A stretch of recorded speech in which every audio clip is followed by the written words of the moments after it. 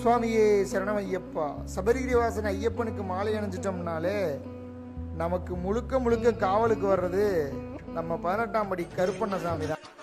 ஐயப்பனை பார்க்க நம்ம வீட்டிலேருந்து புறப்பட்டோம்னாலே வெளியில் நம்ம உடைச்சிட்டு போகிற அந்த தேங்காயிலிருந்து திரும்பி நான் வந்து வீடு சேர்ற வரைக்கும் நம்ம வீட்டில் இருக்க எல்லாத்துக்கும் காவலா நிற்கிறது நம்ம கருப்பண்ணசாமி அவர்கள் தான். கருப்பண்ணசாமி சும்மா சாதாரண ஆள் கிடையாது. அவர் இங்கே இருக்கிற ஒவ்வொரு ஐயப்ப பக்தர்களுக்கும் அவர்களுடைய பாதுகாப்பை உறுதி செய்கிறார். அது ஐயப்பனோட கட்டளையின் பேரில் அவர் நடத்துகிறார். அவருடைய ரூபம் எப்படி என்ன ஏதுன்ற விஷயம் எல்லாமே நமக்கு தெரியும்.